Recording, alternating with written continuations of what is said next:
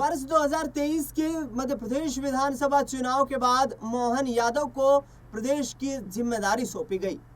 18 साल के शिवराज सिंह चौहान के शासनकाल के बाद मोहन यादव से ये उम्मीदें थी कि मोहन यादव आने वाले वक्त में कोई बड़ा फैसला लेंगे। प्रदेश के किसानों की, प्रदेश के बेरोजगारों की, प्रदेश की महिलाओं की, प्रदेश की बिगड़ती कानून व्यवस्था की, प्रदेश में लगातार बढ़ते अपराध की, प्रदेश में लगातार बढ़ते भ्रष्टाचार की और इसके साथ साथ भू माफियाओं पर कड़ी नकेल कसने का काम करेंगे। लेकिन जीतू पटवारी ऐलान कर रहे हैं कि ये तमाम वादे जो थे ये चुनाव के वक्त पर खोखले थे। शिवराज सिंह चौहान 2023 में भी इसी उम्मीद के साथ पार्टी के तमाम वादे कर रहे थे और जनसभाएं कर रहे थे, लोगों से वोट की अपील कर रहे थे कि मैं फिर से मुख्यमंत्री बनूंगा। लेकिन शिवराज सिंह चौहान के साथ ऐसा हुआ कि उन्हें सीएम कुर्सी से हटाकर अब केंद्र में कृषि मंत्रालय का जिम्मा दिया गया है। लिहाजा शिवराज सिंह चौहान ने 2023 के विधानसभा चुनाव के दरमियान अपनी जो पार्टी का मैनिफेस्टो था उसमें वादा करते हुए कहा कि किसानों की हर फसल पर मध्य प्रदेश सरकार एमएसपी देने का काम करेगी।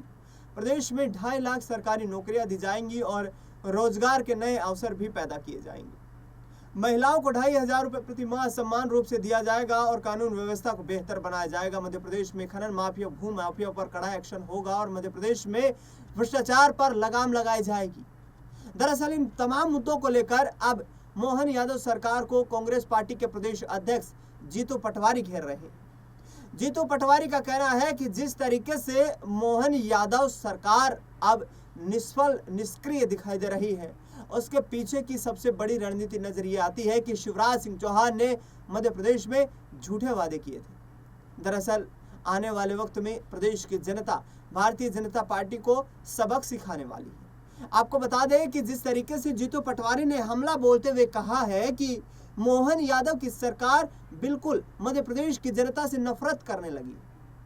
पार्टी के तमाम नेता, विधायक और मंत्री भ्रष्टाचार के मामलों में संलिप्त हैं। इसके साथ साथ उन्होंने निशाना साधते हुए कहा कि भाजपा का सिर्फ 2 ही चीजों पर यहाँ पर एजेंडा है। एक तो विपक्ष के नेताओं को जेल में डालना झूठे केस लगाकर, और दूसरा एजेंडा ये है कि हिंदुत्व के नाम पर अपनी सरकारें चलाना। बता दें आपको कि जीतू पटवारी लगातार हमलावर हो रहे हैं, सरकार की तमाम नीतियों को लेकर के सवाल खड़े कर रहे हैं, पार्टी की तमाम यहाँ पर योजनाओं को लेकर सवाल खड़े कर रहे हैं। मध्य प्रदेश में बिगड़ती कानून व्यवस्था और बिगड़ते माहौल को लेकर जीतू पटवारी ने एक प्रेस कॉन्फ्रेंस बुलाई और उसमें किस तरीके से मध्य प्रदेश की मोहन यादव सरकार पर निशाना साधा और केंद्र में शिवराज सिंह चौहान जो कृषि मंत्रालय का जिम्मा संभाल रहे हैं, किसानों की दुर्दशा को लेकर उन्हें जिम्मेदार ठहराया। सुनिए जरा। मध्य प्रदेश शासन मोहन यादव जी जमीन अधिग्रहण कर रहे हैं, किसानों को 50% जमीन देंगे, वहीं पे साधु संतों के आश्रम है, वहीं पे ब्राह्मण और मंदिरों की ज़मीनें हैं, वहीं पर और भी ब्राह्मण देवताओं का अलग अलग तरीके से अपना, चूँकि धार्मिक नगरी है तो उन्होंने अपनी संपत्ति बनाई है। सारे ब्राह्मणों के एक प्रतिनिधि मंडल मेरे पास आया और उन्होंने आग्रह किया है कि जीतू भैया ये हमारी लड़ाई लड़ो। वहाँ भी हम पदयात्रा घोषित कर रहे हैं। हमारे कांग्रेस के कार्यकर्ता रोज़ सुबह सुबह वहाँ जन जागरण के लिए प्रभात फेरी निकाल रही है, हर गाँव में जहाँ की ज़मीन जारी। पर उन्होंने कहा कि युधिष्ठिर ने महाभारत काल में जब अपनी पत्नी को जुए में हारा था, जब द्रौपदी को भी जुए में हारा था, तब भी उनने अपना राज जब जुए में हारा था, साधु संत और मंदिरों और मठों की जमीन छोड़ के अपना राज पूरा दांव पे लगाया था। पर ये मोहन यादव और बीजेपी की सरकार इस हद तक गिर गई कि मंदिर और आश्रमों की जमीन पर अधिग्रहण कर रही है। ये मैसेज क्या है? ये धार्मिक लोग जो धर्म की बात करते हैं और नफरत फैलाकर राज करने की कोशिश करते हैं, इनका असली चेहरा इस तरीके का है। मैं फिर से सारे पत्रकार बंधुओं से आग्रह करता हूं, आप हमें मदद करो। हम कांग्रेस का जो विपक्ष का दायित्व है ईमानदारी से निभाना चाहते हैं। सागर की नगर निगम का करप्शन किसी से छुपा हुआ नहीं है।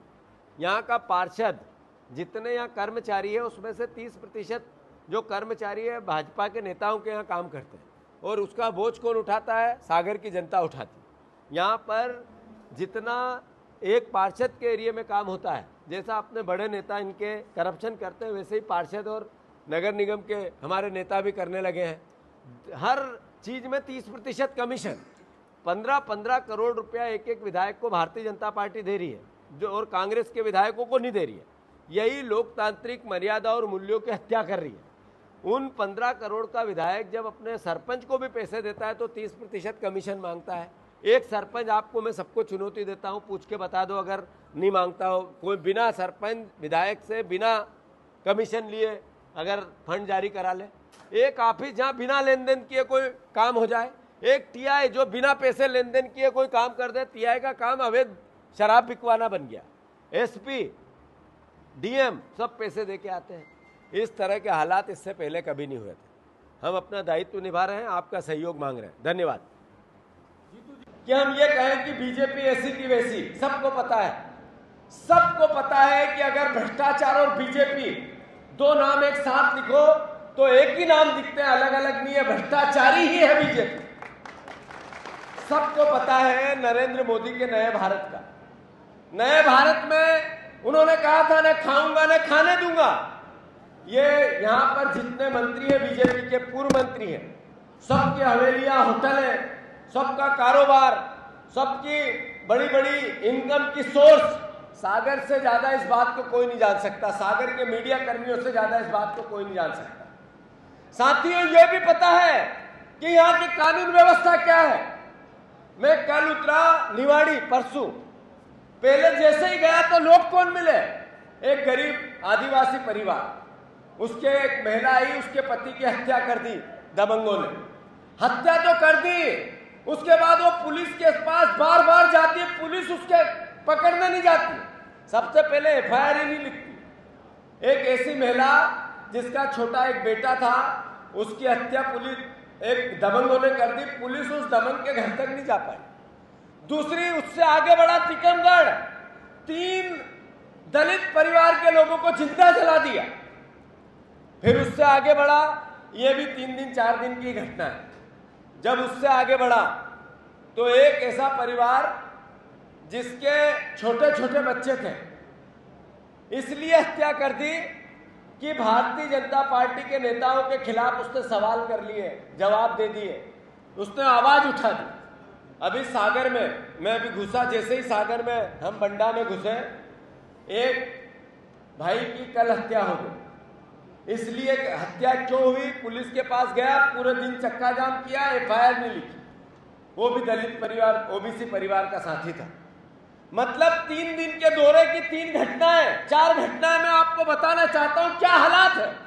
सबने देखा, एक दलित परिवार के 3 परिवार के लोगों की सागर में हत्या हुई। आप सबने, हम सबने आंदोलन किए, कोर्ट से बरी हो गए।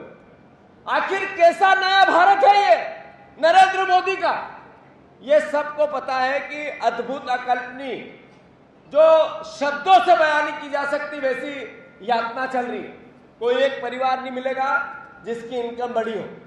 बुंदेलखंड में अगर सबसे ज्यादा पलायन होता है तो फिर ये पापी तो बीजेपी के लोग हैं जिनने 25 साल राज किया और यहां पर रोजगार नहीं दिया। अगर बुंदेलखंड में सबसे ज्यादा बेरोजगारी है तो फिर ये पापी लोग तो वही है जो सत्ता में बैठे हैं, जिन्होंने अपने धर्म की अदायगी नहीं की। अगर बुंदेलखंड में सबसे ज्यादा अत्याचार, अनाचार है तो फिर सत्ता में 25 साल की ये जो सरकार है, इसके ही आतंक के कारण है। तो जीतू पटवारी मध्य प्रदेश कांग्रेस पार्टी के प्रदेश अध्यक्ष, जो लगातार पिछले कुछ वक्त से सक्रिय नजर आ रहे हैं, इनका कहना है कि संविधान को बचाने के लिए और लोगों की आवाज को उठाने के लिए कांग्रेस पार्टी हमेशा से तत्पर रही है और तत्पर ही रहने वाली है। इसके साथ साथ आपको बता दें कि जीतू पटवारी ये भी कहते हुए नजर आ रहे हैं कि मध्य प्रदेश में जो दुर्दशा हो रही है उसको लेकर हम सड़कों पर उतरने वाले हैं। संविधान को बचाने की लड़ाई है, मध्य प्रदेश के किसानों की, बेरोजगारों की लड़ाई है और इस लड़ाई में कांग्रेस पार्टी उन तमाम शोषितों, पीड़ितों का साथ देगी जिनके खिलाफ इस सरकार में अत्याचार हो रहे हैं। बता दें आपको कि जिस तरीके से लगातार सियासी घमासान मचा हुआ है, उसके बीच कांग्रेस पार्टी ने देश भर में सोनिया गांधी और राहुल गांधी के खिलाफ नेशनल हेराल्ड केस में जो ईडी ने चार्जशीट पेश की है उसके खिलाफ प्रदर्शन भी किया है। मध्य प्रदेश में जिम्मा जीतू पटवारी ने संभाला हुआ है और उनका कहना है कि न सिर्फ मध्य प्रदेश की जनता बल्कि देश भर की जनता अब मोदी सरकार, बीजेपी के शासनकाल से परेशान आ चुकी है और आगे आने वाले वक्त में बड़े सियासी बदलाव की मांग कर रही है। कांग्रेस पार्टी प्रदेश की जनता के सामने एक ऐसा विकल्प है जो न सिर्फ उनके अधिकारों की लड़ाई लड़ने का काम करेगी, बल्कि देश के विकास में भी एक अलग अपनी भूमिका पिछले 70 सालों के मुकाबले दिखाने का काम करेगी। फिलहाल इस खास कार्यक्रम में इतना ही। देश दुनिया से जुड़ी तमाम बड़ी खबरों के लिए देखते रहिए नेक्स्ट 9 पॉलिटिकल बाइट।